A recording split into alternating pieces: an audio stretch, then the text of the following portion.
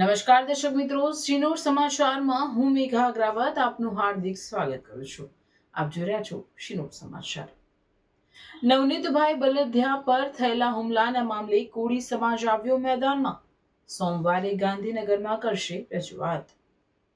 બગદાણામાં કોળી યુવાન ઉપર થયેલ હુમલાના બનાવનો મામલો ચરમસીમાએ પહોંચ્યો છે. મહુવા હોસ્પિટલ પહોંચ્યા કોળી સમાજના કદાવર નેતા અને રાજુલા જાફરાબાદના ધારાસભ્ય હીરાભાઈ સોલંકી.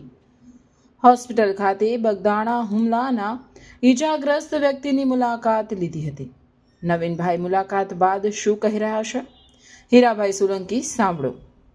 કોળી સમાજના આગેવાનો તેમજ કોળી સમાજના નેતાઓ આવ્યા મેદાને. નવીનભાઈના સમર્થનમાં કોળી સમાજ તેમજ કોળી સમાજના આગેવાનો મહુવામાં ઉમટી પડ્યા હતા. રિપોર્ટર સરફરાજ ખોખર, શ્રીનોર સમાચાર ન્યૂઝ, અમરેલી. એ દાદા જે હતા ને એના મનજીભાઈને ગૌતમભાઈ અમારે રત્નેશ્વર ધામમાં સપ્તાહ હતી ત્યાં આવીને બોલ્યા, અને પછી બીજો કોઈ મેનેજ બન્યો નથી.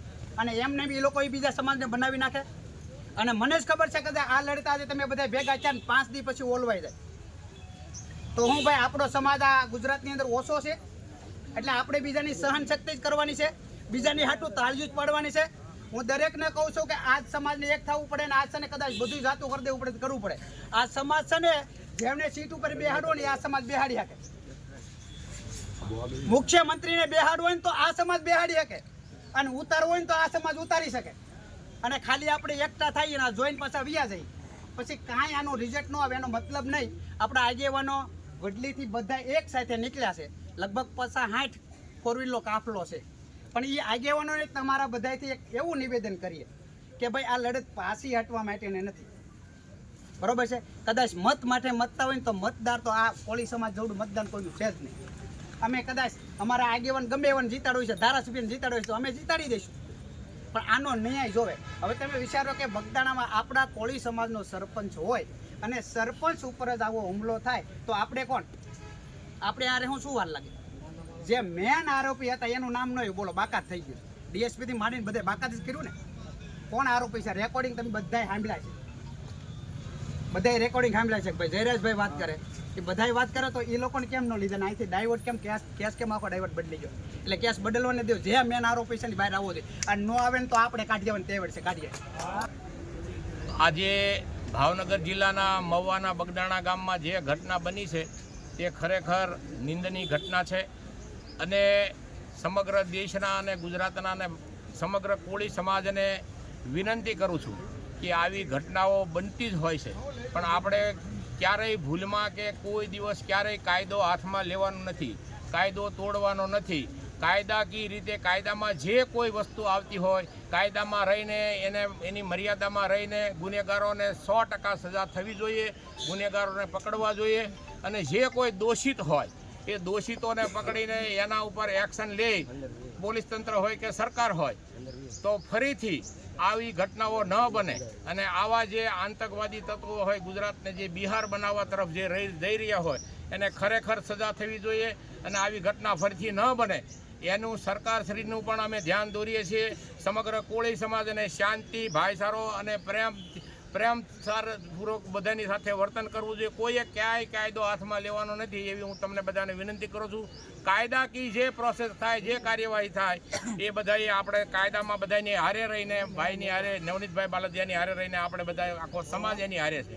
એ શાંતિથી અને કોઈ વર્ણ વિગ્રહ ન થાય, કોમવાદ ન થાય, જાતિવાદ ન થાય, કાયદામાં રહીને, બંધારણની મર્યાદામાં રહીને, ઇન્ડિયન પિનલ કોડ IPC CRPCમાં રહીને આપણે કામ કરવાનું છે. નવનીતભાઈને આપણે ન્યાય અપાવવાનો છે અને છેલ્લા શ્વાસ સુધી આપણે લડી લેવાનું છે. એના પાસે બધા પુરાવા છે. માત્ર ને માત્ર મારું આટલું જ કહેવાનું થાય છે, પોલીસ વિભાગ કે સાચી દિશાએ તપાસ થાય અને જે કોઈ ગુનેગારો હોય એ ગુનેગારોને બચાવવાના પ્રયત્ન ન કરે એ આપના માધ્યમથી કહેવા આવ્યો છું. જે કાંઈ બનાવ બન્યો છે એને સખ્ત શબ્દોમાં વખોડી કાઢું છું. ક્યારેક પણ કોઈ સમાજ, આખો સમાજ અસામાજિક નથી હોતો, વ્યક્તિઓ અસામાજિક હોય છે. અને આ સમાજ માટે હું કહેવા માંગીશ કે અમારા ડેપ્યુટી મુખ્યમંત્રી સાહેબ હોય, અમારા CM સાહેબ હોય, સંપૂર્ણપણે આવા દાદાઓની દાદાગીરી ચલાવતા નથી. અને મને વિશ્વાસ છે કે આ સમાજને સંપૂર્ણપણે ન્યાય મળશે, નવનીતને ન્યાય મળશે.